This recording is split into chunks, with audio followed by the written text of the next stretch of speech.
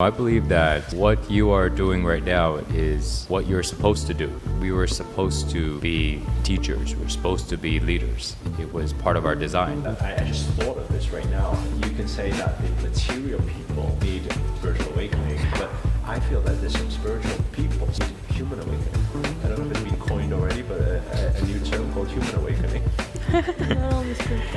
Mic drop. Go on the show. Everything can happen. New words, everything.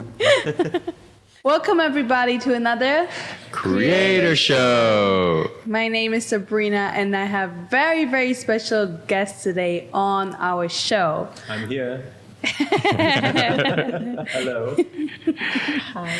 But besides that, we have a guest today that we haven't had on the show yet. So very excited for him to be here. We have Mike Chang, everybody. Woo! Maybe you can introduce yourself a little Just bit. show his SixPack is fine. Yeah.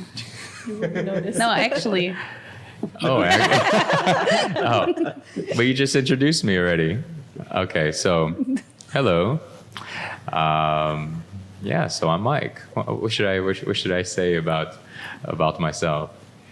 What do you do? It's just SixPack and the rest is history. That's fine. SixPack and Resses. Yes. All right. Well, good to be on here. And so a little about myself. Yes, I have a six-pack. It depends on what day you catch me on. The other night when Chinese food, it's probably not a six-pack, but maybe a few days before. I also Eat 20 eggs a day. eat 20. Is it 20 eggs? Maybe Per session. Per session. It's more like 18. Yeah, 6 at a time. Oh, wow. 6 at a Wow. time. Yeah. 6, one for each pack each time. Does it 3 times a day. Make sure the SixPack is still there. That's the secret to One get egg a per six-pack. pack. It's cutting it down from eating 7 to 9 chicken breasts per day. So now I only eat 18 eggs per day. So you still eat meat or you don't eat meat? No, not anymore. And how long's that been?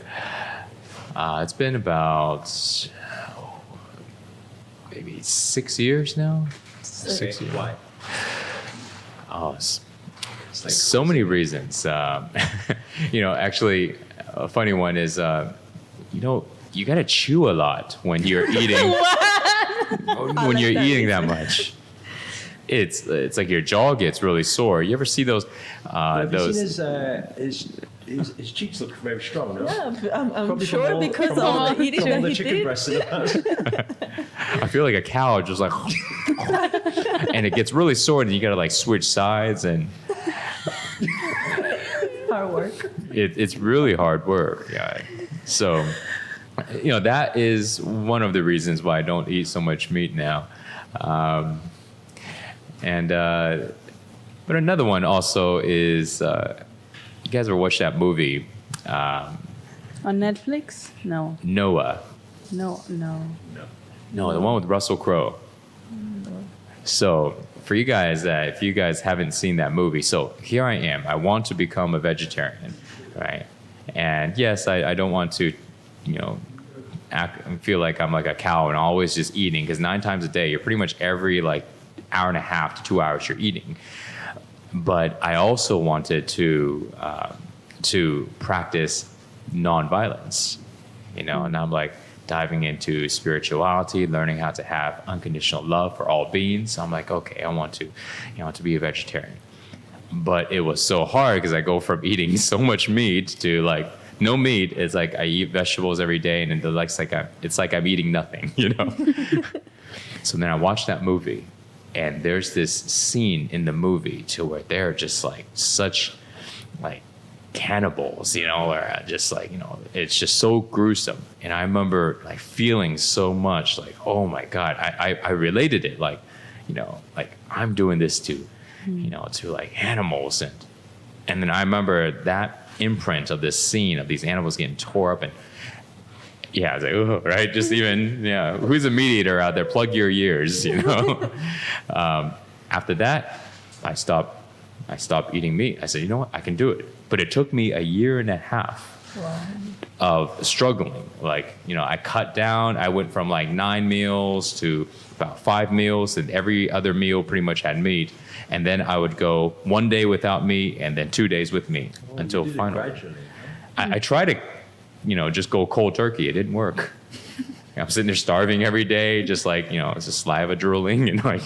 This is really strange because for me it was a completely different experience. It was like I heard people talk about veganism and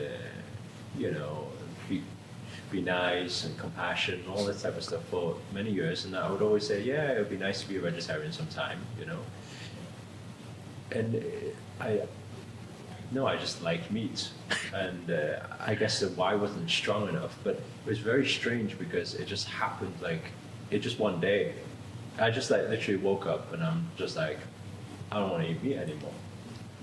It wasn't even, I didn't watch any. It was just like one day it just clicked, and then from that moment I didn't eat meat.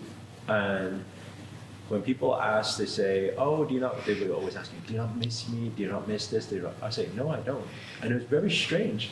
It's almost like something happened in dream dimension and then stopped me or something, and then it was like instant. Maybe you're watching that movie in your dream, and then you didn't remember, and you woke up, I don't want it anymore. I don't know. Or maybe some, I don't know, chicken or. But even if you didn't something like came to me smell in it, dream. Hey? like smell even. No, I was just off put by meat. It was Wow. very strange. Like I would like smell people frying bacon or something, and I would just be like, oh, that's horrible. It's really weird. It just happened one day. How long ago was this? 5 years, 6 years, something like that. It's about the same time as me. It's strange, no? We were talking about this. We were talking about how we live parallel lives. Like everything's been the same. And So how was parallel? Like what happened in your life and your life that was Well, similar? I got my 6-pack just before him. And then he you got it copied me, after. And then he copied me. He was inspired, and he copied me. Is that how it went? Like So Master Sri used to have, a channel called 8-Pack Shortcuts. And I said, well, I don't have an 8-pack, so that would be, false advertisement. So on the day that, that I have a 6, because sometimes it's only a 5, so. Tell Angela about how to get rid of pimples. Oh my God. So here's what you do. Right? you know? He was talking about it during dinner the other day. Oh wow. It's good you're not eating. So my friend and I, we'll be at the gym, and it's like leg day. And so mentally, the leg day, it's like going to war. It's like you're just gonna go, and either you're going to crush this weight and win and get it up off of you, or it's going to just crush you. Yeah. And so you're on the leg press, right? And you have your feet up there.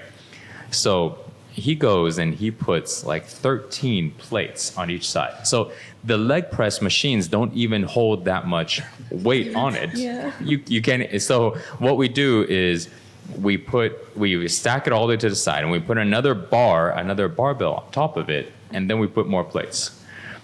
And then he gets up in there, and he's just like, he holds onto it. He sticks his butt really, really high. It's like almost like pointing to the ceiling. It's ridiculous. You're thinking, you're looking at his back. His back is like curved, like round. You're thinking, I thought I thought it's like supposed to have your back straight. His back's not as straight at all. Oh god. And then he's pushing this weight. And so you see him, he's just like, oh, like it just looks like it's like he's like trying to push out a cow out of his, and then finally it's like he's like, spot me. No, I'm like, and then I try to spot him, and it's like so heavy. So then our friends come, and there's like 3 of us pushing, and it takes everything to get it up. And he goes, no, one more. We're thinking, we can't even do one more. And he wants to do one more. We're like, cool. So we're getting ready. So then we bring it down, and he's like, go. And it's like, we didn't even get all the way down. It's like, it moves down like 4 inches. So then we push everything we got. And finally, he's like, you see him, he racks it, and he like turns the handle. And all of us are relieved because, it took all of us to do it. So then he gets up, and then we look, and he's got blood on the back of his shirt. And I remember the first time I saw this, I was like, whoa, man, dude, look what happened to your back. I mean, you got cut. And then he's like, what? I was like, you feel something? Like you got cut. And he's like, no, I don't feel anything. He's like, look, turn around. And he's like trying to. So then we're like having him turn around. And then he'll take off his shirt because, he's like kind of big. So he's like, imagine a big guy trying to turn around. So he's like, just take it off, So he takes it off and then he looks at it. He's like, whoa, there's blood. I was like, yeah, we're all looking at it. So then we look at his back and then we look at first you don't see any like clear open cuts. And then we look and then we just see busted pimples. And there'll be like 3 or 4 of them, like they're just like raw and busted, and we're like, what? And we're like trying to wrap our head about like what happened, And that was like, I remember I was like the first time, and then afterwards I've seen this a good amount of times. He pushes so hard, pimples bust. So, it's nuts. It's ridiculous. I've actually had that happen like once. He pushes so hard on the leg press, like his legs are like, he's got so much lines on his legs. His legs are like gigantic. It's like, Jeez. But his legs are like so ripped, and he's barely got like I've seen him with like a 4-pack like in his life. Like, but we've been training together for like over 15 years. His legs are ripped, upper body, not. Oh, really? Yeah. But Wow, you just cares about legs. well, I think if he pushed his abs as hard as he pushed his legs, he probably. But yeah, so like legs are just ridiculous, right? And then we always try to push that hard, it never happens. But so I remember just seeing that, and it was like nuts. I've never seen anybody push that hard in his life in training anything to do with legs. So the story is because tonight we've booked you a workout session with Mike. I have no pimples in my back. But pimples will appear. It will just happen. I mean, like blood coming out the nose. Oh my God. So, Angela, how is your routine going for you? Well, it's not going at all. Okay, please No, please hurt my confess back. yourself. While we have My back while we and have stuff. a experienced fitness health well-being coach here, I please. thought we were going to talk about, I don't know, motivational speaking or something like that. No, to be honest. Your situation must be relatable for so many people. Well, I usually try to do as much workout as possible, and I've never had tried CrossFit before, but I've always seen how like thin and what do you call it, toned people are when they do CrossFit. So the first time that I did CrossFit, I hated it. I even felt that my back was I was sore, just like a weird sore. There were muscles in my body that I didn't know I had after my first session. And by the way, my coach is like a military guy. Like he will just, the other day I was in a workout, right? And I'm thinking I usually don't drink water during workout because we usually do yoga and I just don't have that habit. But that was one day that I felt like, oh my God, I really need water. So there was a break of 30 seconds and I saw a water fountain all the way till the end. And I'm thinking, if I'm fast enough, go and get some water and come back to the bicycle, right? So the alarm sound, break time, I'm thinking, I can't do this. I start running towards the water machine. My coach was like, where are you going? Water? No water, go back. I'm like, okay. So my coach is very like military style that you cannot even drink water. Wow. Push. I'm like, okay. So that day I didn't really like it, but then I saw that there was some type of results. I'm thinking, okay, I need to try it one more time. So the next day I went to another class, but with a coach that wasn't that strict. And I told him, I'm like, I really don't like CrossFit. I prefer more cardio. He's like, okay, let's keep doing what we're doing the exercise, just have the same weight and then do 10 reps and then change it with a higher weight. And I'm like, okay, perfect. So I was doing regular. I'm like thinking, oh, this is great. Like you have to go all the way up, down, lift it up, go down and do a squat. I'm thinking, I got this. I changed the weight to a bigger one. By the way, I was doing 2.5 on each side, okay? The bigger one was 5 kg on each side, so it wasn't that heavy. So this was before you learned about 70% max, huh? Right. So I'm thinking, okay, this is okay. I did the first time and felt something. I'm thinking, no, you have to push through your mind, like whatever it takes, like makes sense. And then I did the other one. As I was doing that, something strange happened. Bam! I busted my back. So I'm not the type of person who will scream or something. So I was like, shit.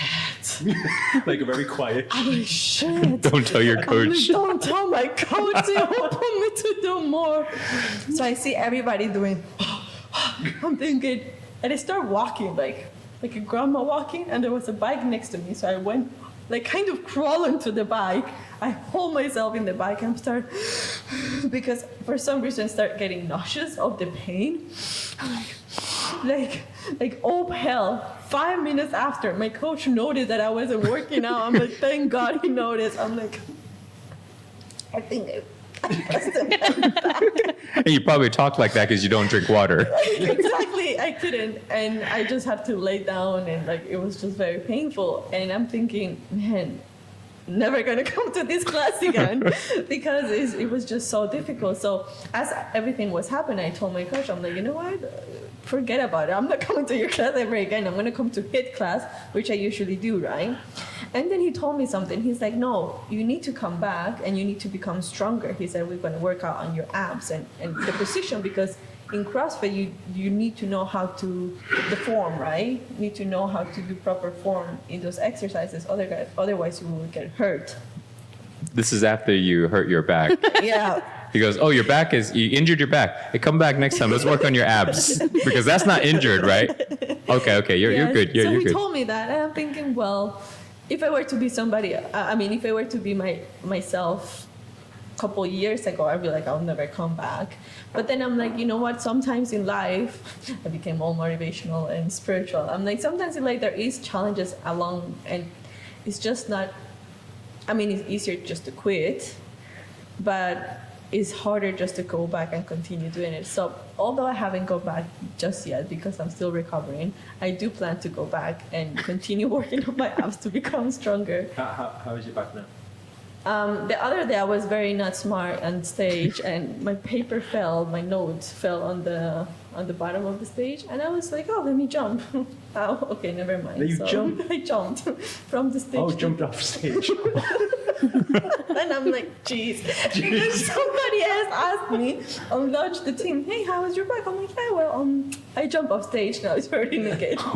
So I have to take a little bit. I've been able to stretch it and things like that. So you're not doing the session with Mike tonight, no? I won't do that leg press by all means.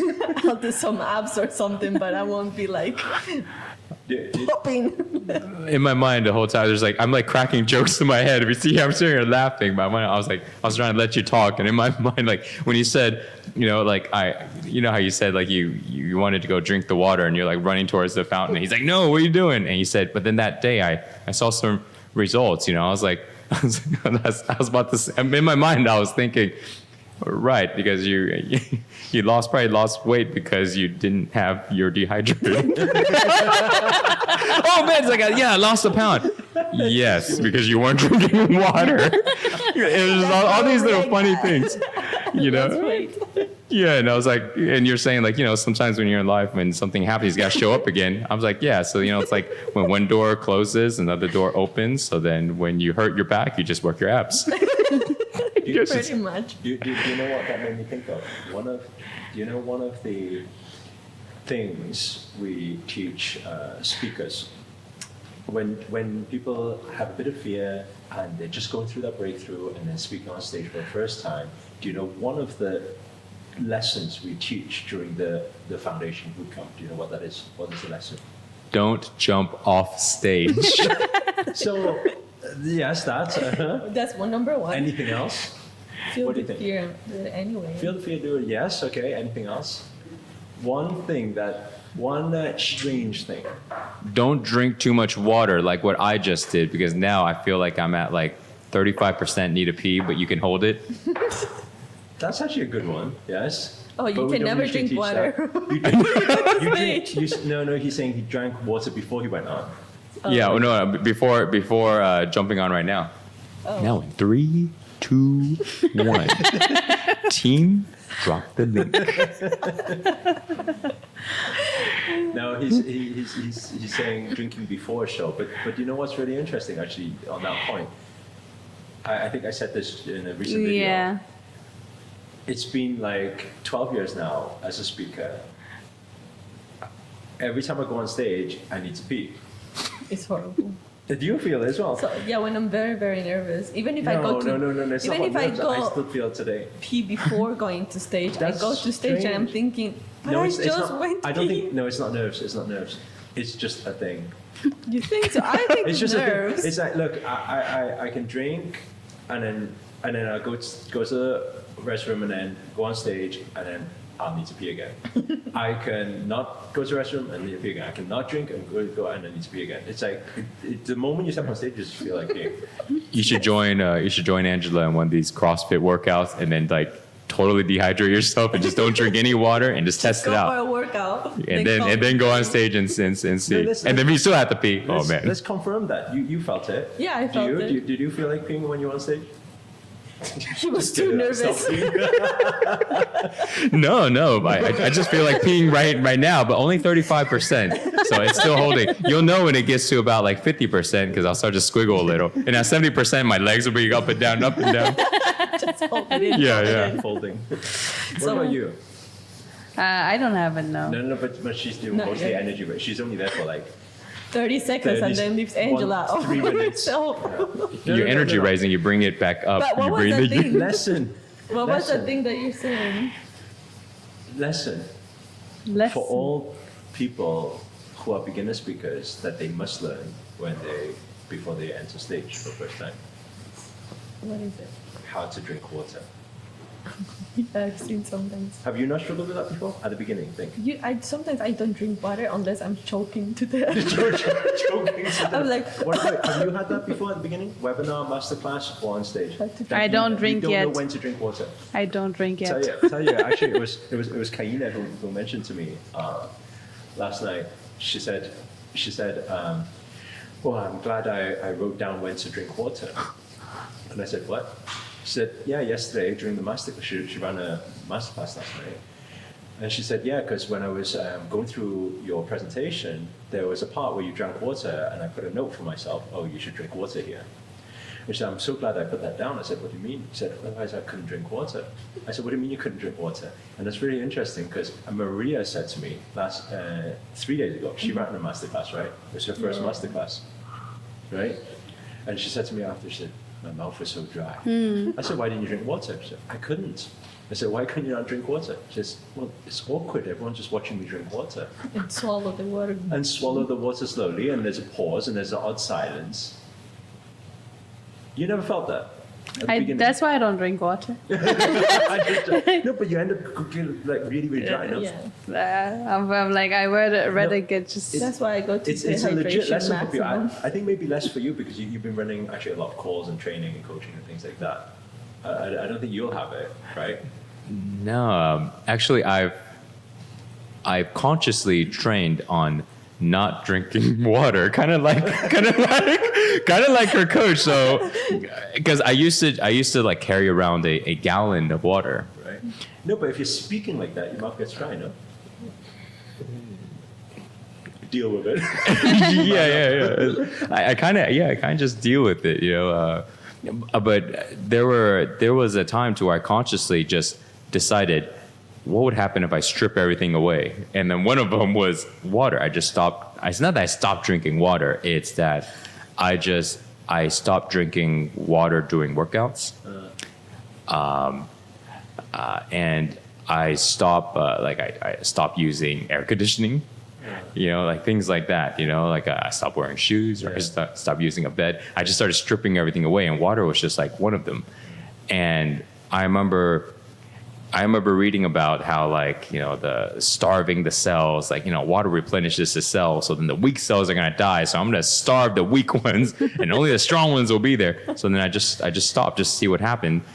And I think I got pretty dehydrated, but, you know, I'm still here. So I survived. You know, I don't know how it would have been if I did it differently. Now I drink water, but it's not like all the time. But I just, in a short period of time, I'll drink a lot of water, and then I kind of stop for a little while. No, but you know how to drink the water. These speakers, they don't know how to drink the water. What do you mean, like, don't know how to drink the water? No, because I've been through it myself. I remember 10, 12 years ago, I remember going on stage for the first time. Remember my mouth going really, really dry.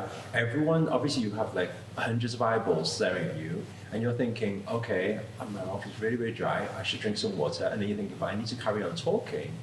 So you're like, so when do I get the gap, the space to be able to drink water? This is what your mind's thinking, because you're nervous, right? People are watching you, and you're thinking, I need to keep speaking. And if I just stop, like it's an awkward moment, right? So then so what I used to do, I remember the first presentation, I went all the way, and then it got to maybe about 10 minutes towards the end, and then it got, and everyone was just staring at me, and I was like, I'm too dry, I can't speak anymore.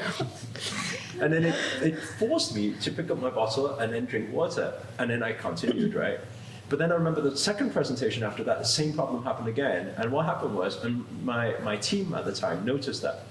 They asked me at the end, they said, why did you pick up the bottle of water, unscrew the cap, screw the cap back on, and put it down in the middle of the presentation? I said I really wanted water, but the moment I unscrewed the cap, I still didn't know where I should pause the sentence. I put it back on and dropped it again. No, but you're laughing at it, but I see a lot of the newbie speakers do it now, you know? I see them. They pick up the glass, they keep talking, they look at it, they put it back down and keep talking again. You went all the way from feeling awkward to drink water to, I remember watching a live where you were eating cereal, and so I was watching, and then you said something like, sometimes people, like, you know, people think they have to keep talking and you know, have to keep presenting, but we just, you know, and I'm doing my best impression, right? We're just gonna, you know, have this container, just you know, kind of hang out, you know. So I'm just going to hang out and just, you know, just do what I'm doing, and then you're like, and I'm thinking, man, that's a bold one. And then I'm watching, thinking he's gonna take a bite, and then you're gonna say something. He doesn't say anything. It's just like silence, and then you see him. And I remember watching, and then like maybe like 2 minutes later, I just put the phone down, and you're still just chewing. I'm like, oh man, he's really going for it. He's serious. It wasn't just like a thing. No, he's just sitting there. We're just watching him eat cereal, man. Man, I was like, wow. I was like, there's like this deep lesson, like, he really doesn't care. I remember, like, I watched all these lives, but that one live stood out. I don't know if you remember that. I think you were definitely in UK then, but you were sitting at a table. I was just eating. Yeah. I think you and Kaina were there. I think she was next to you. You guys just hang out. You were just eating cereal. Yeah, I think you get to a point where you don't really care anymore. What people think.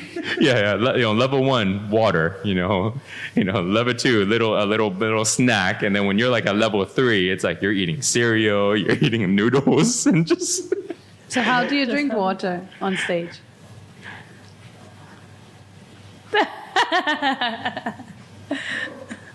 There you go.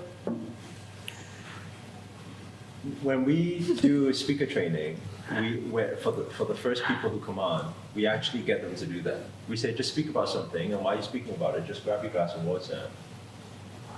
Oh wow! And then drink your water, and then continue speaking. We get them to do it. They have to do it, because if they don't do it, they'll get to that time, they'll be like stuck on stage, not drinking water, you know.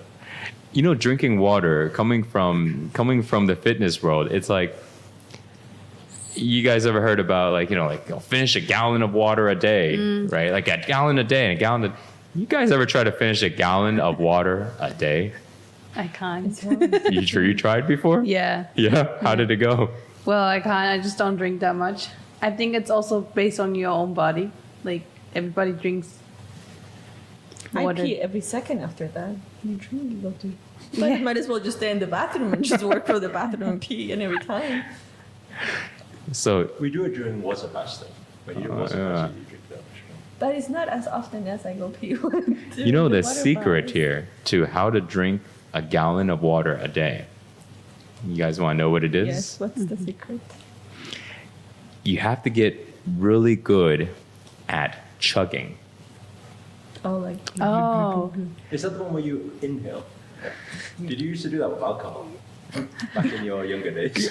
Pretty much everything that went through, alcohol, we used to food. play this game where you take a whole bottle. We used to call it strawpedo. You put a straw inside. Have you ever done that before? No. No? You have to put a straw inside and you have to bend it over the top. You guys never seen that before? Come on, you guys never lived.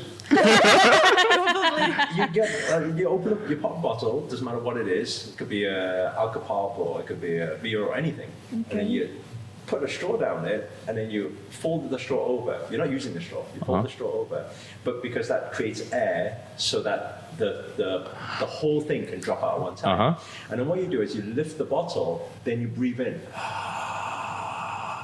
The whole bottle falls straight down without you drinking or swallowing.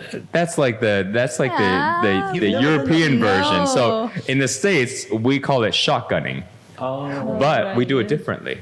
So we turn a beer to the side, and then you get out like keys, and then you get poke what? a hole, key, Yeah, in the middle a of key, the can. not the middle, no, on the bottom, On the bottom. on the bottom, and you make it into like a hole like the size of your eye.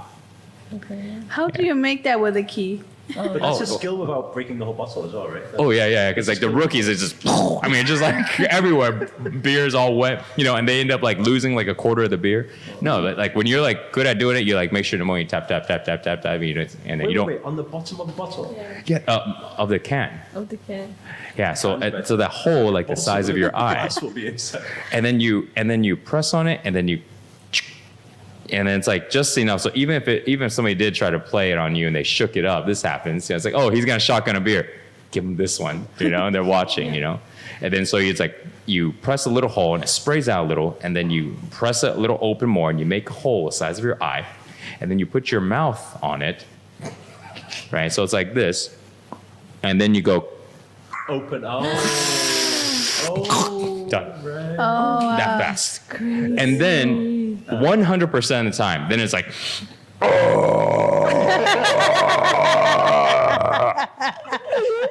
and then it's like 100% of the time. It doesn't matter if you're a woman, doesn't matter if you're a man, it doesn't matter how old, every time. I've never seen somebody ever like not do that. Because there's just so much like, you're finishing it like, I can finish it like that fast before. Like the speed, like it will be like, done. Like that fast. Please drop inside the comments what you learned today. So what, is that the same way that you shove water in? No. No, that's Water. that's just beer. That's just beer. We never shotgun water. With water, with water, we used to. So as like being in fitness, like we were really into like bodybuilding, and bodybuilding, it's like all about consuming a lot of things. So you drink a lot of water, you eat a lot of food, and when it comes to like getting a lot of calories in, let's say water, like you want to finish a gallon of water, right? So we would lift it up, and so imagine you lift up the bottle, and then now the water is constantly coming in, right? So you can do two things. You can either hold this bottle up and drink it really slow, or you start to open up your mouth up and swallow faster, and swallow, and swallow. And now you start to get this rhythm, and it becomes like,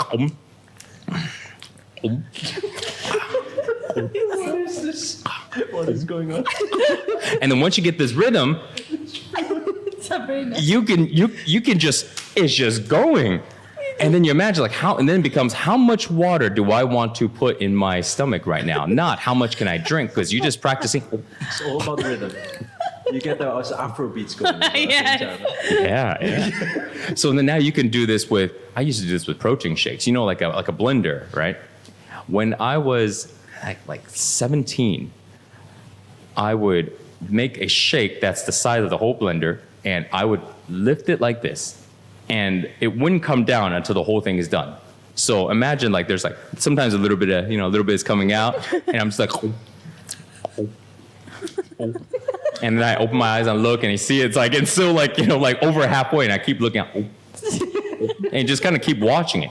And so you're just holding it up until finally it's done, and then you put it down. Oh my God. I used to finish a gallon of milk every 2 days. I go number 2 3 times a day. This is a success Wow. trait. Huh?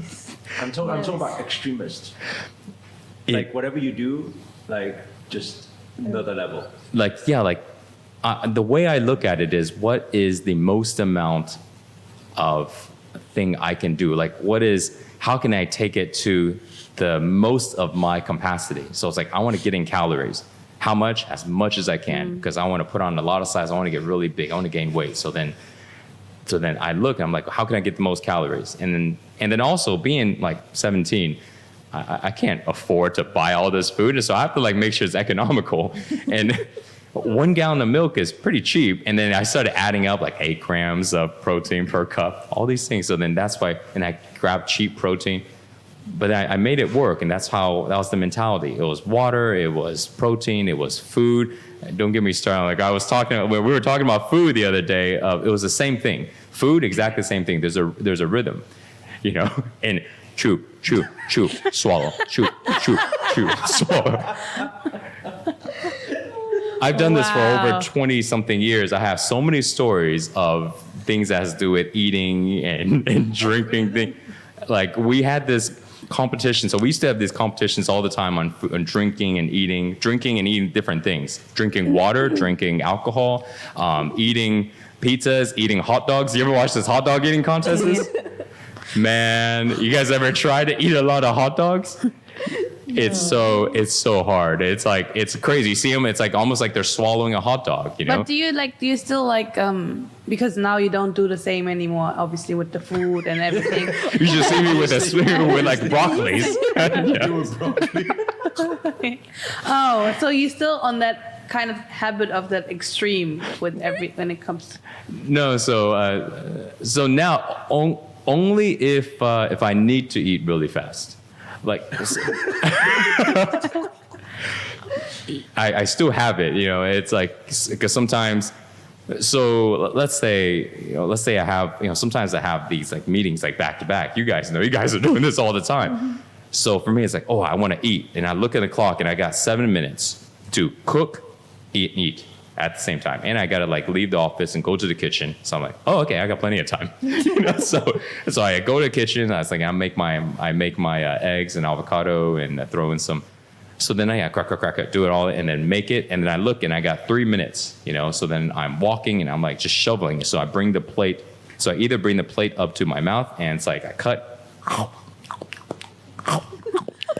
like that, And it's like, or if it's a bowl, so now like I eat things a lot of times with spoons. That saves time. Bring the plate to your mouth. Oh yeah. It's less the distance to travel. It's less distance because closer. Because what happens if you drop it, right? What if you drop it? And so it's like, You drop it, then you and then it's have like, more time. if you were to like sweep up something, you wouldn't like the dustpan is here, and you wouldn't like try to flick it to there. You just right in. Yeah. So I would do that, and then it's like, how everyone will be eating like this. Yeah, it works, and then I get my meals in, and I do it only now because only if I'm hungry. Because sometimes I would have like back to back, and I'll go through, maybe like I don't eat breakfast or lunch, and I'm eating like a mid dinner. So then to offset this, I do it that way. Do you know what I'm reading from this? I'm reading exactly what your past company was called, which is Shortcuts. Yeah. This is like your Shortcut. It looks like your mentality is always towards shortcut, always towards speed, efficiency, productivity, getting the max results in the least amount of work. In every single thing, even in So your mind naturally works that way. Every single thing, like down to the smallest things. Like you guys don't know, but I have bottles of water, like the one that's sitting over there, right? And I bought them at the store, and then we drank them all up. And so I wanted to use y'all's Kangen machine. I was like, that's the best water, right? So then I told Natalia, I was like, hey, well, I'm gonna go to the office, I'm gonna do this podcast today, so I'm gonna go bring it. And she's like, oh, well, don't fill it all up because then we have to carry it all later on. And I'm like, no, I'm gonna bring all of it at once. One go. And then so I brought it all at once, and then I'm in the office over there, and I'm like making this drink. And as I'm sipping this drink, I'm thinking here, what am I doing just standing here sipping this drink? What am I doing in between? Like I sip, and then now there's 30 seconds of downtime between the second sip. What am I gonna do with this 30 seconds of downtime? So you know what I did? So I was like, so I took one sip, and I go, and I just stood there, and I go, there's something I can do. So I grabbed those bottles of water. And then I opened up one and I started filling it. And then while it's filling, here's the thing. Here's how deep it goes. You know the Kangen machines, right? They have a spout and then you can hold it and you shoot it in there. But then you got to hold it. So then I point it, so I leave it in there so it fills in by itself. So then I go, now I don't have to hold it. And then I look at it and I go, okay. So then if I turn it off and then put the cap, so what I did is I turned it off, I grabbed the water, I capped it, put it to the side, and then grab another bottle, open it up, adjust it, turn it on, adjust it, and then now it's turning, it's on and spilling again. So by the second one, I look at it, I go, this is not efficient. I like it. So in my mind, I go, how do I make it more efficient? So here's what I did. Number one, as one is filling, right, it doesn't make sense if I stop it all and then no, it's got to keep going, right? So as one's filling, I go and I grab all of them, I open it up, and I open every single one. But I'm not fast enough to open every single, because you'll see when you walk into the break room, there's like maybe 12 or 15 bottles just like that, all filled up already. So I open up about 7 of them, and this one's done. So I grab one, I swap it, and then I keep opening it up. And then once they're all open, then it's like I'm standing there, and then it's being filled up, and then I grab it, and then I put it over there. But if I put it over there and I turn it like this and close it, the water's still running. It's wasting water. I could be filling up something else. So I put it open on the side. I don't cap it. And then, so I do this. I have a bottle in front of me, a bottle being filled, and the moment it's done, I do this. And then now I put it on the side, and now I turn it, and it's closed. And then, so now this is filling. Now there's more downtime. All of them are open, right? And then you're doing some push-ups. So then I look and I go, what do I want to accomplish right now? And I'm standing there. I swear, I can imagine Acharji, our CEO, she would love that. She's probably thinking, efficiency, that's so good. but actually, it sounds quite ridiculous when you actually break it down. But I feel like I always think that way too. I think it is a... It's an automatic. Like, is it just... But it is a success trait because you need things done and you need things done efficiently, and that's why a lot of the time also when you're observing how people are doing things, and this is leadership, and then it goes into leadership, right? Because then you're observing and you're thinking, why are they doing it like that? You know, you keep finding the most efficient way to get a result. I think, yeah. But can this thing, because I know you did some stuff on like personality traits and things like that, but can this type of trait be learned, or do you feel that it's like just if you got it, you got it?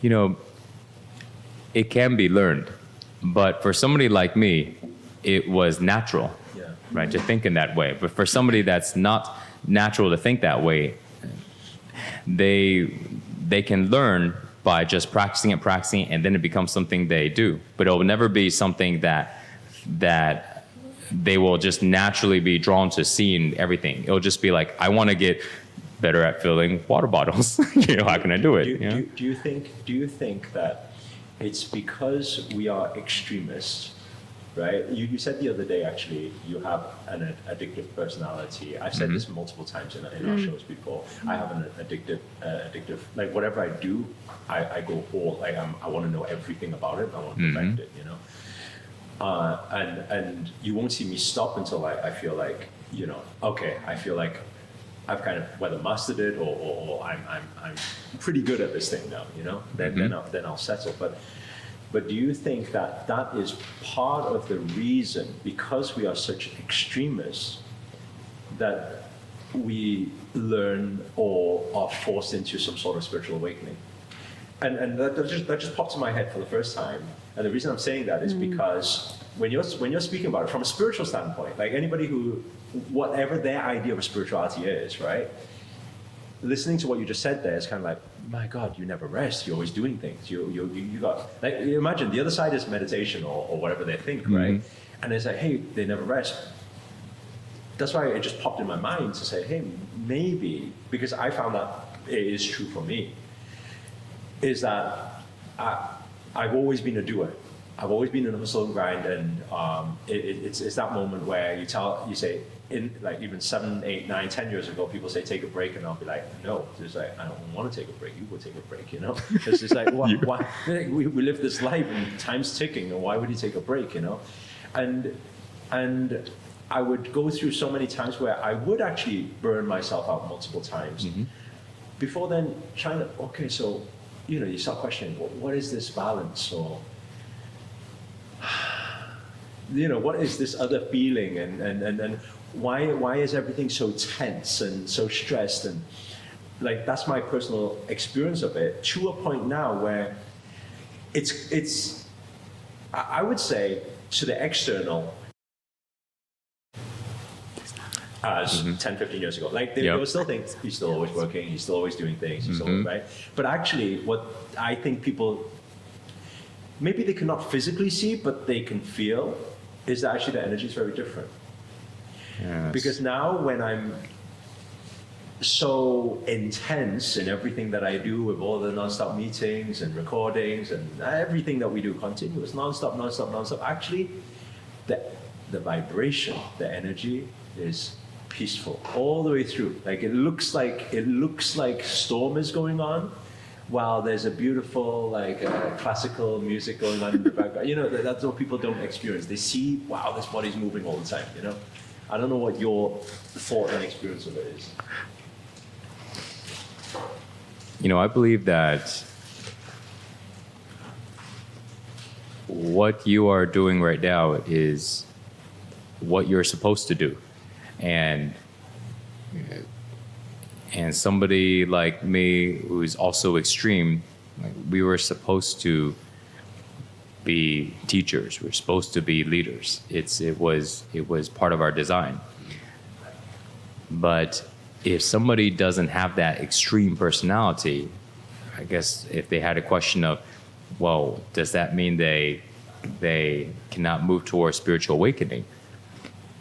I think there are other paths, right? Like, imagine somebody who's like, let's say, the total opposite, right? So you've been working hard and you just break. I don't want to break. It's not that I can't. I just don't want to. I want to keep going. But now say there's the total opposite. This other person just wants to kind of just go with the flow. They just want to, they're not really driven to do a lot of things. So then you imagine this person, if we look at spiritual development, a lot of it also has to do with detachment. So now you look at this person is just doesn't really even care. You sure you don't want to make more money? Oh no, why? I can pay my bills. Yeah, but if you lose your job, you've got, you know, just 4 months and then you're out of money, you know? So you sure you don't want a bigger cushion? Oh, nah, because, you know, something will come up. And they're like, they have like a different way of like viewing life. They're not so extreme. But could we say that this person could not get closer to spirituality, when in reality, like, they are not very attached to things? And you go, what do you like to do with your time? Oh, you know, just hang out and be in nature and just kind of hang out. And then they start to tell you about all the things they like to do that doesn't create a tremendous amount of value for maybe like the masses. Maybe it's like, oh, I like to just jam on my guitar. Oh, who do you play for? Oh, no, nobody, just a couple friends. We just all kind of hang out and play. Right. I think the thing is, I mean, yeah, there's multiple paths towards spiritual awakening, but I think that, like, if a person is living that way and they're happy, then that's great. That's amazing, because that is the goal. Like, I believe, like, if you enjoy what you're doing and you're doing the same thing for the past 25 years and you're still enjoying, great. That's amazing. Yeah, no problem. You're living an amazing life, right? and that is success in my perspective, you know. But I think that sometimes you also get some people who are there, but they're not happy. So they are, you know, relaxed and chilled, and yeah, let's go with the flow, and yeah, trust the universe, and you know, God will help me, and that type of thing. But there's a lot of things they are not happy with in their life, and you know, it does bring them down, or you know. But I just thought of this right now. I think, you know, you can say that the material people need what we can refer to as a spiritual awakening, more consciousness, love, and compassion. But I feel that there's some spiritual people. I say that because I believe everyone is spiritual, and we're all here in spirit. But spiritual people who think they're very spiritual, I think some of these people, they need human awakening. Did you understand what I'm saying? They need to, like, it's weird. It's like some people, they're like, oh yeah, just close my eyes, I'm at peace. I'm saying, yeah, but you open your eyes, you're not at peace. So maybe you got to do something about your situation, you know? So you can't just say, I close my eyes, I'm at peace, but I close my eyes. Yeah, you close your eyes, you're metaphysical, but you open your eyes, you're in physical. So what are you going to do physical? So I don't know if it's been coined already, but a new term called human awakening. Mic There you drop. go. On the show, everything can happen. New words, everything. You know, I think that a person should go after what they want. And like you said, if this person doesn't desire more, then they have achieved what they should achieve.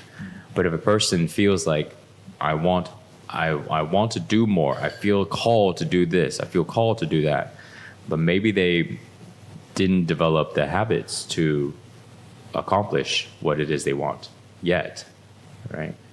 Right. So then in that case, There's so many questions there, right? Because it's like you can speak to some people. You say, "Are you happy?" They say yes. Do you need more? They say no. Then it's like some people are genuine. No, I don't need more, and I'm very, very content and happy. Some people, they just say it. Maybe there's an element of fear because they fear, you know, for that next level and what they need to do, or fear of judgment, or fear whatever, you know, all the types of fear that can come in. It's a very interesting thing, and I don't know, like,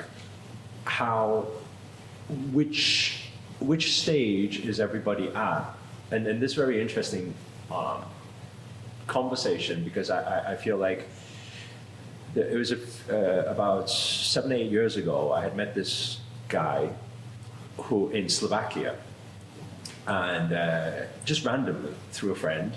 And then he was telling me about his near-death experience and how he, you know, went to the gates and then came back and all the rest of it, and then invented something amazing.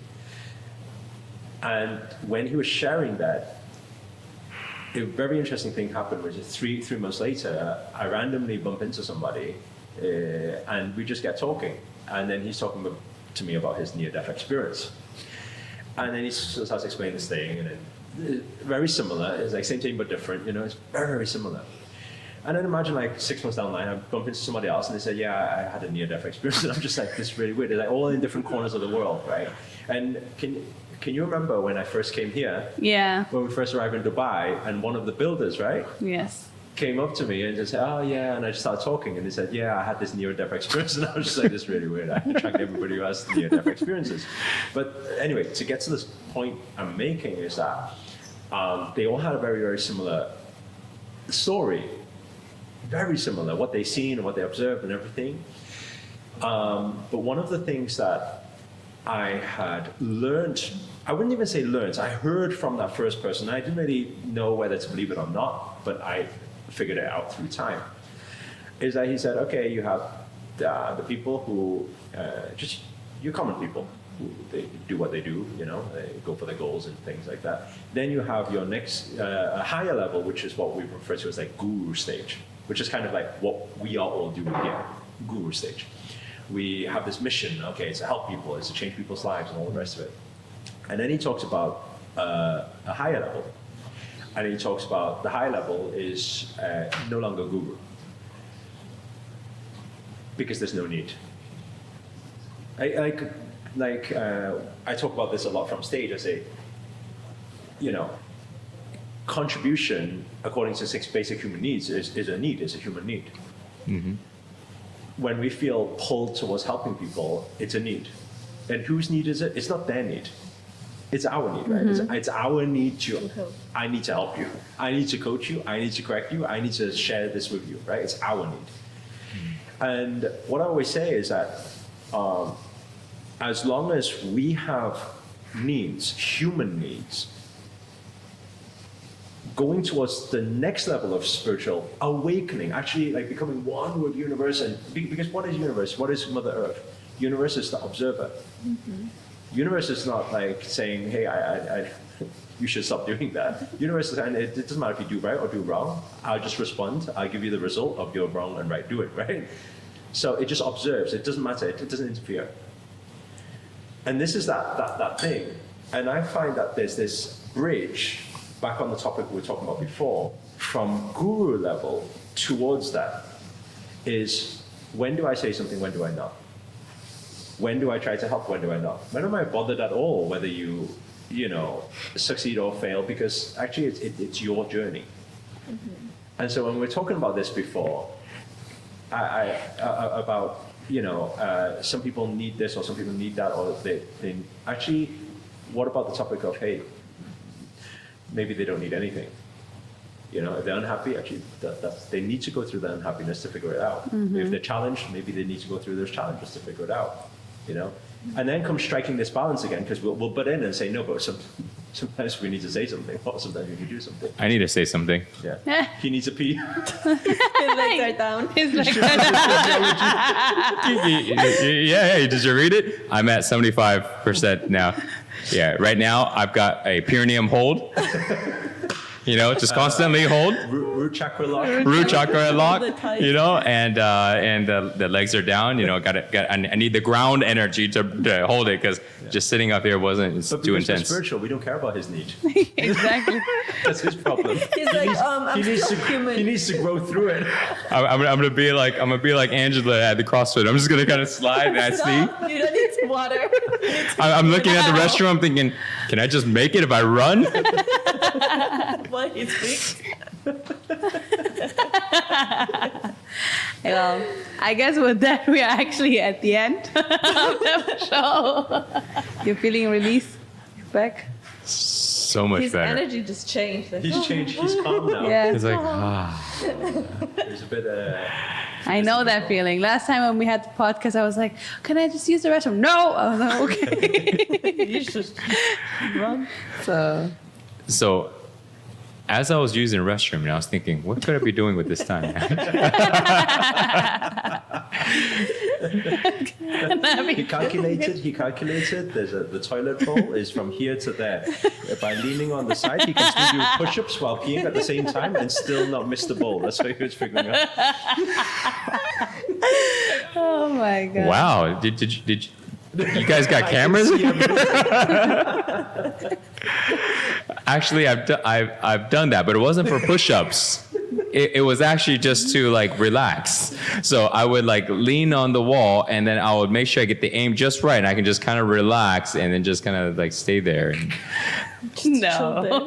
oh yeah. But it was through trial and error, so many times we would be all over the floor before. Well, sometimes sometimes I miss the toilet, because it's standing still. Or sometimes, if you have your hands up, you just kind of relax. Sometimes you kind of go back in and it hits your pants. Because you ever stand and you're tired, and then you try lean, you try to find a position to stand, so you don't. You kind of use your hip or do something like that. So now imagine you're. Two women on this. Yeah, I'm like, I don't know what position. Which position? I'm thinking, You guys never stand and. Try it. I don't think I have. Personally, I don't know, Sabrina. No. Well- You must have tried it. Come stand, on. yeah. Because sometimes I don't want to sit on a toilet bowl, but you I'm not don't standing. stand, I'm you're squatted. It's Yeah. different than Like standing. I think But if- not like actually stand. No, that wouldn't I work. think if a guy ever reincarnated to become a woman, that was one of the first things they'll try. I always say that. Just to see if it works. Like, See what happens. yeah, see what happens. I always used to say if I would be a boy, I would just go outside and pee everywhere. That's like the thing. If I was a boy, Yeah. I would pee everywhere. I would walk down Yeah. on the street. Because as a girl, it's a struggle, you know, when you have to pee in the outside and But then. in different countries, what is it? In Kenya, in Taiwan, was it? No, in India. In Kenya for sure. The first time I went to You'll Kenya, be standing a bit. I was standing. Yeah, of course, there was just a hole. And you need to open up your legs and pee. So I guess I I was have thinking, to. what you're gonna open up. Well, I need to goodness. go over the hole to pee. So I guess I have stand before because when you go to Kenya, I What still. happens? Does it hole. kind of like dribble down one leg? I don't know. It's like like a hose, right? This is like actual fascination, intrigue. It must If you're just choose one intrigued- side to go. I don't Next think so. topic, please. No, there must be a side. There must be a side. Yeah. Oh, it's like you press on a hose, like it sprays and then and it goes like. Okay. It's like No, so you like, really like, want to know. like it Really kind of want- sprays You like really that. want no. Sometimes I don't know about other ones. Sometimes it just goes. It's access really forward. weird. No, it's It goes really weird. forward. Sometimes it comes out like three. Like Yeah, and then streams. it's like, what's happening? And then you kind of have to, especially when you're squatting. And then sometimes it's just like one straight. Please do drop all your learnings inside the comments below. do you know? I said I got got a genuine question for everybody here. Okay, why is it that guys is naturally on the left side? Why? Is it? I'm like, which Like, is if you lie supposed to- down, it's just on the left side. Oh, Oh, you don't know? You're learning something. yeah. I Okay, didn't why? know. I don't know. Why? This person who likes to ask why, inquisitiveness. Why? because they masturbate with their right hand most of the time. And so therefore you're always pulling in one direction. So after you pull in one direction, it goes to the other. I can't believe this conversation. No. I'll tell you. No? I mean, I think there's more right-handers than left, right? So don't what know. happened to the Let's- people who does it with their left hand? Whoever, it flops to the right side. Team, cut this out. Whoever knows the answer to that, you can drop inside the comments anyway. But actually, it's a very funny story. Have you ever been to? You been to China before? No. Oh, never. Yeah, no. Oh, wow, but you guys are just the border. Yeah, Taiwan is just like. Taiwan has cannons. Taiwan is right there next to China. Taiwan has cannons facing China, and China has cannons facing. Yeah, You don't know No. Yeah, they because do. they're just ready for war anytime. Anytime. Wow. Yeah, they have like they're just like ready to shoot. Yeah, they've been there for like many years like that. Yeah, on that border they can see each other on that side. You've been before? Yeah, I've been in Taiwan. Oh, so you've seen the cannons? Yeah. Oh, you've been on the edge. Not on the edge, but we have seen it because Oh, we have. wow. Yeah. Wow. Right. And Wow. so in China, I think maybe in Taiwan it's the same, but there's a culture to go shower. You know what I'm talking about? A culture to go Showering. shower. 去洗澡. We will say 洗澡. Yeah, we'll say hey. But I didn't know it was a culture. Like, Yeah, it's like hey, no, not say I go shower. It's hey bro, wanna go shower? You don't know. Huh? you want to come shower with me? No, not like that. But they go to the spas, and then the big pools, and then they will all go to wash together like that. You guys aware of it? Yeah, You know you're aware of it. I'm aware. Yeah. And then everybody's in their towels, and sometimes people are sitting there scrubbing. No. So And then- towels is only getting in there, but once you're in, it's all off. Yeah. No. Oh yeah, Have you not been in one before? not in Taiwan. I've been to maybe one or two total. One was in like Arizona. It was like in a hot springs. Right. Okay. And everyone's just butt naked. Yeah. Yeah, like fully. But yeah. that's- No swimming trunks or anything. Right. So Yeah. anyway, so actually, it's not just men, girls too in China. So it's very common. We'll be like, oh, what are you doing tonight? Okay, let's go shower. Like it's like one of those things. And anyway, I only got known to that culture when I started doing business in China. This was about maybe 10 years ago or something. And when I started doing business in China, imagine we're like closing these deals with import-export, and every time we meet a new big business millionaire, billionaire, they'll say, okay, let's go shower. So imagine I'm new to this thing. I'm from UK. It's like, what do you mean? you want to go shower? Let's go. That's we'll part go of the shower. business. I'm just like, what's going on? So imagine my first time I'm in China. We just finished eating, and I'm saying we'll go shower together. I'm like, okay, cool. And then the translator and people, they're saying, yeah, it's normal. We just go, we'll all go together. I said, you guys are coming too. We're all going together. I said, okay.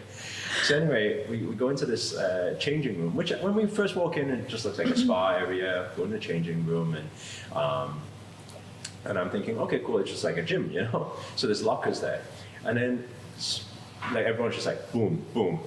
I'm just like, okay. You're like waiting for them to put something on. Yeah, I'm just like, okay, so swimming trunks or something, like, that's what we do in UK, right? So I'm just like, okay, nothing, and then everyone's just walking around. He's like, hey, let's go. I'm just like, okay. And I'm just like, take everything off, and then it's like, everything's just dangling, and it's just like, so many I'm just like, okay, this is very strange. So anyway, we start walking, and then imagine we're walking, there's all these men, just everyone but naked, and then they're talking business. They say, oh, anyway, by this deal and everything. And obviously, I can't focus on the deal, because I'm just like, this is really weird, right? And then before we get to the pool, there's this table. And I'm like, why is there a table there? And why is that guy stood next to the table? So the guy, this massage person guy, is also fully naked. So I'm just like, that's really weird. You just stood at a table waiting for us, and then there's this massage table, right? So he says, okay, let's go. What's it called? It's called Gua something. It's like a... Like scratch. Yeah, it's like, yeah. So anyway, I forget what it's called, that massage. So basically, they get rid of all the dead skin and stuff like that. So they got something like a sandpaper type of thing, block and stuff like that. So anyway, it says, okay, cool. And then the business partner just lies down, right, facing upwards. And then so I'm just like, okay. He says, yeah, lie down. So I lie down, facing upwards. So we know which way it flops, right? So I'm just laying there. Imagine, this is my first experience of me lying there. I don't know what's going to happen. And then there's just this guy that's naked, just like staring at me right now. I'm like there, standing there. I'm just like, this is so weird. And then anyway, I look at the guy, and then the guy's already working on him. So he's like, this scrubber all over the body, right? Scrubbing. And then I'm just like, okay, wherever this is, just quickly get over and done with. I close my eyes. I'm just like, I can't believe this is happening. What's going on? Right? So this guy just scrubbing, right? And so anyway, it gets down to the legs, right? So they're scrubbing inside of the leg. Yeah. So imagine, you can't really scrub inside of the left leg, because it's like this in the way, right? So, yeah. So anyway, so I'm just like, okay, he's going down there. So what's going to happen now? So I'm just like, this is so strange, right? And anyway, what I feel is suddenly a hand picks it up and flops it to the right side. And imagine, I'm just like, keep your eyes closed, don't look. It's so weird. Did he just, oh my God, he really didn't. Start scrubbing this side, right? And after he scrubs that side, so I'm like, okay, I'm just like, is this for real? Am I dreaming or something? So I look, I'm like, okay, it's on the right side. It's so weird, right? And anyway, You need to do the right side? Then he puts it back for me. Then I'm just saying, thank you. So at the end of it, I'm just saying, thank you. And he says, yeah, you're welcome. So anyway, we get up. And then we finish, and then we go into the pool. Everyone's, again, just fully naked. It's like a huge swimming pool, and everyone's just fully naked. And apparently, we don't know, but on the girls' side, it's exactly the same. But for girls, right, fully naked, everyone's just walking around. So anyway, the moral of the story. So I learned about this culture, and it actually really built me through the way, I wouldn't say it taught me entrepreneurship, but it built me for the way I do business today. And what I learned a lot from them is that this is one of the, in the culture, it's like, hey, we're all open, all vulnerable, and this is it. nothing hiding. Like that's what you're doing with the body, that's what you're doing mentally, and it's like that. Hey, no hiding, you know. We know everything about everyone. It's like that, no hiding, and everything we say it as it is, and if it is, then okay, deal, 成交, we get a deal, right? Close. And I realize as much as these different cultures of doing that, or even the drinking culture, because I was shocked one time, I think I shared with you before, we went with a German guy and he didn't drink, and because he didn't drink, the boss just said, not doing the deal. Like this was like a 10 million deal, not doing it, because you didn't drink. And it's almost like saying, okay, I don't mind showing you my worst side. Yeah. I don't mind, like everything's open. And trust is just there. And it's so interesting because since meeting these, it's actually in China, Dongbei, they're like that. Yeah. The northern side is more like that. Their word is their word. Once they say it, it's done. The deal's going to get done, right? And yes, there's going to be alcohol and all the rest of it, but everything's open. But ever since that, that's exactly how I've always done things. And I've carried it on until today. And the interesting thing is, through time, there's been betrayal because of it. Because obviously we come in from a standpoint, okay, a handshake is a handshake, a deal is a deal. Once we say it, it means it. So I've always went into business with that. And if you go into the business world, which is everything's out there, right? Yeah. There are people who will take advantage of that. And the reality is, I've been taken advantage of so many times. But at the same time, I always say, you know, I'm sticking with this because I would rather this. I would rather everything be open and no guessing than need to deal with how people think business is dirty or is this type of game working. I don't want to put my mind towards that. I would rather not. So I stay congruent. I had this belief because of law of attraction manifestation. I say, hey, you know, if I stay congruent with this then eventually I will attract, as long as I don't lean on the other side, I don't become like them. I stay congruent with this, I will eventually attract the right person who will work the way I work. And it doesn't matter what people say from the outside, doesn't matter who attacks from wherever, there will never be any conflict, there will be no problem because we know what our intent is, right? And then I meet G, our CEO. And I just say it's really, the past like 4 or 5 years, it's been the most easiest. You know, I know I'm not good at accounts. I know I'm not good at managing money, and I don't want to. You put me in that role, I'd rather not do business actually, because I don't enjoy looking at that stuff. You know, I don't enjoy doing that. I don't enjoy the system and all that. I feel I'm the visionary, and I feel like there's certain traits that I have that can carry the business, but I'll stick to my lane. And it doesn't matter if it makes money, it's great. If it doesn't make money, then fair enough. Let's try harder, you know. But I will never question. I'll never question. I've never questioned, and I will never question. And I feel it's the most easiest and most like that's the way I like, you know, that to be. That's the way I like a relationship to be too. You know, nice and easy. Just say it how it is, and you know. And at the end of the day, if it's betrayal, okay, that's their problem, not mine. Okay, cool. You go. You do your thing. Yeah, that's why I've said to everybody who in the past who betrayed me before. I always think like this. People say, "Oh my God, you must be so angry, upset." Actually, I'm not. You know, because you know I feel sorry for them. You know, they played the wrong game. Because if they played the right game, they could have me for my whole life. But you only took that little bit from me. You know, that's all you could do. It's like, nah. You didn't understand because, you know, I'm here for long term. So this is my thought process. I don't know how we went from flopping to the left to this whole thing, but I just, you know, I felt this. And actually, I'm saying this probably because I think I said this during the dinner the other day as well. When first working with Mike, this is what I feel. You know, a lot of the time you go outside, you say, I mean, we've had so many collaborations before where, you know, we say, hey, shall we do this? Okay, what do I get from it? It's like, we haven't started yet. You know, it's like, let's just see, you know, what each other do and figure something out. You know, have some fun. You know, and help some people. But yeah, I think anyway, to my knowledge, I think here's another person who's came into my life who is like that, you know. Because there's no expectation coming to Dubai. So I don't know what we're doing. We just book a flight. Let's come out and let's do, one day before the event. So what we're teaching again? What's this? So Yeah, I didn't even have a place to. I didn't even book a spot to stay. All I know is I'm going to come here and then I'm going to figure it out. And I was so busy, I didn't even have a lot of time to figure everything out. But it didn't matter. I just know I'm gonna be here.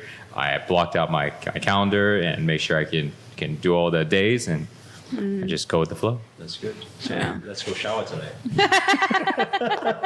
Let's be open. Let me check which side is it.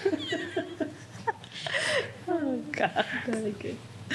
I think this was a very, very interesting podcast show. We went from all different topics. Very different topics. But thank you so much, Mike, for being here. Thank you so much, Master. Thank you, Angela.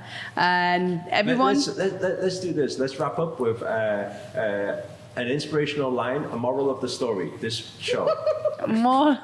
We start with Angela. Moral of the story. What was today's aha? Be open. Which way? In every way Legs. possible. Legs, body, clothes, mind, spirit, Nice. business. Beautiful. Just be open. Beautiful.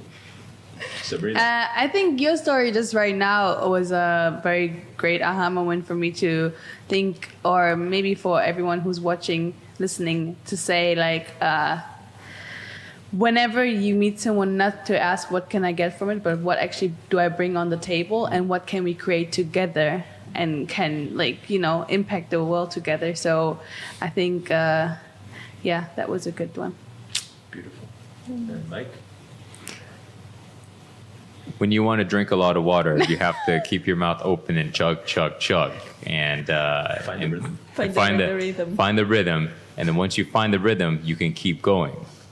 And now, if you want to go and be successful, you go ahead and keep your mouth open. Just be open.